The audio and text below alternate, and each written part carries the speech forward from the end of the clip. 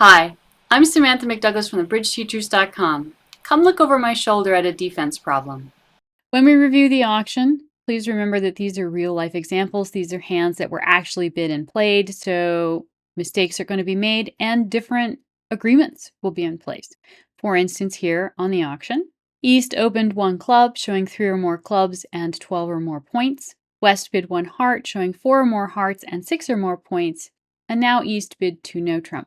The two most common agreements with this sequence is that 2 no trump denies 4 hearts and shows 18 to 19 points, which is not what I teach or do.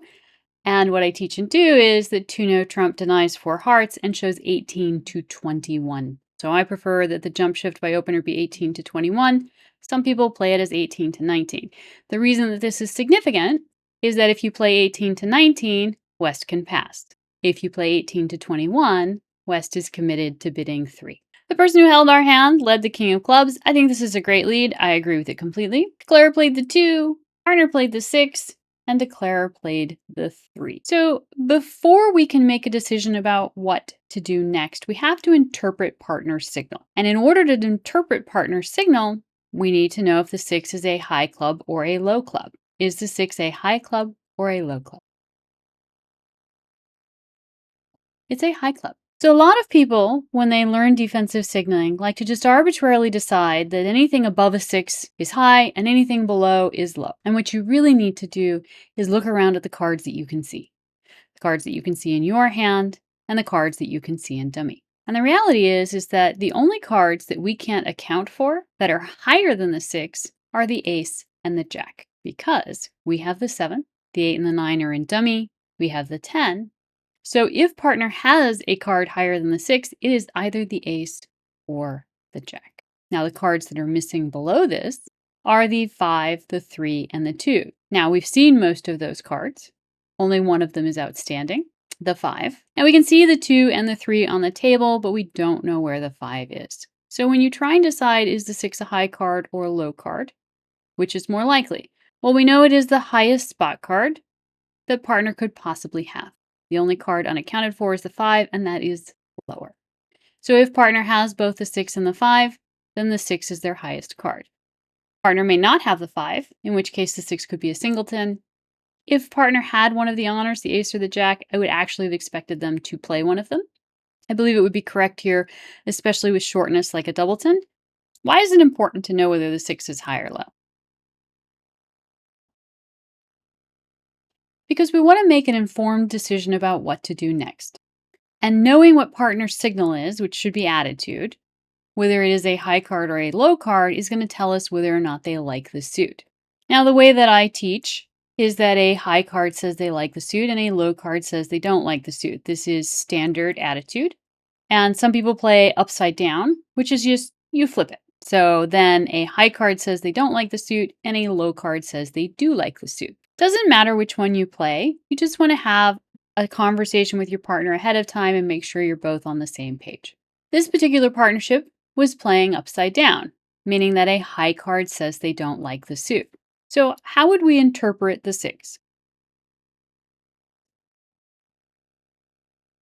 As we've already said, the 6 is the highest spot card. So we're going to assume that partner does not like the suit. And what does that mean? The partner does not have the ace or the jack. Again, if partner were short on the suit and had the ace or the jack, I would expect them to play that.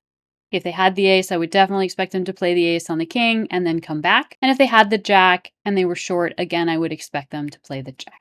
So with the 6 here, I'm assuming that both the ace and the jack are in declarer's hand. And either declarer has the 5 as well, or partner has the 5 and declarer has just the ace and the jack now. Why is this important? Let's look at the hand. If we lead another club, we're going to give declarer a trick that they can't get on their own. So it doesn't matter which club we lead. If we lead the queen, declarer will win the ace, and now the jack is good. If we go back, if we lead a card that is lower, declarer is going to win with the jack. It isn't necessarily wrong to create an extra club trick for declarer, but it also isn't something that I would do on this hand. And the reason for that is we don't have any entries. Once we determine that declarer has both the ace and the jack, there isn't really any future in the suit for us. Even if we could make the suit good, like say we lead a club and they make the jack, and now they play another club, our clubs are good, our queen and our 10 are good. How are we going to get on lead? We aren't. We're not going to be on lead. And because of that, there's no value in giving up this trick to make the rest of the club suit good. Partner can't lead a club to us. We don't have any high cards outside of the club suit. We're not going to be winning any more tricks. So if we go back, once partner tells us that they don't like clubs, and we assume that the ace and the jack are both in the east hand, it is time to move on to a different suit. What suit would I lead? Hearts. I'm assuming that east doesn't have 4 hearts with their 2 no trump bid, which means that partner has a minimum of 5 hearts.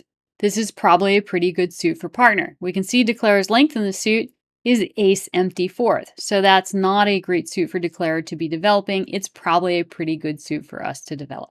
If you take a moment and look at this hand, when we lead a heart, declarer can take 2 spade tricks, the ace and the 7, 2 heart tricks, the ace and the queen, 1 club trick, the ace, and 2 diamond tricks, the ace and the king, for only 7 tricks going down.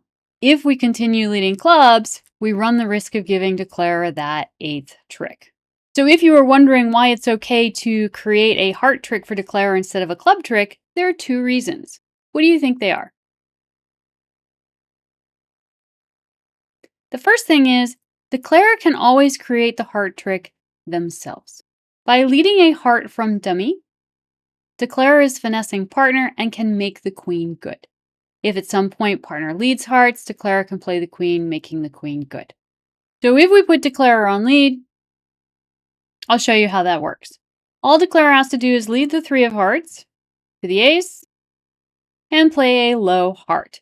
If partner plays the king, the queen becomes good. If partner plays something other than the king, declarer can make the queen good.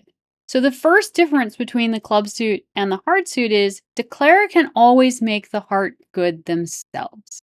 If we go back and we look at the club suit, declarer can't make the jack of clubs good on their own.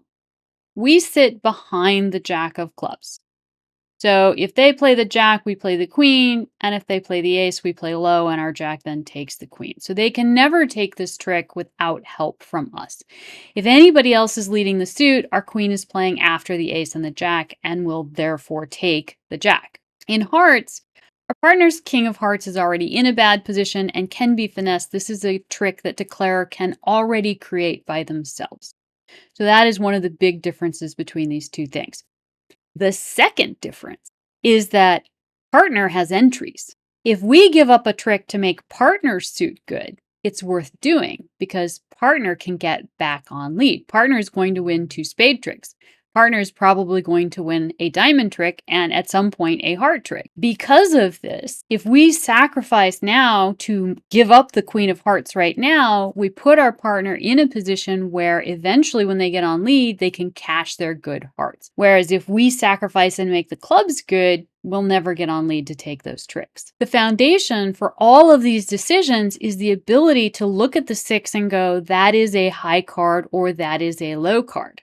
You don't want to just assume that it is a high card or a low card because of the number of the card it is. You want to look around, look at the trick, and determine, okay, based on what I see, that is a high card or it is a low card. Armed with that information, then you have the chance to make the right decision that can allow you to set the hand. Thank you. Thank you for making this a fantastic year. There are going to be tons of new videos next year. Like and subscribe to make sure you don't miss any.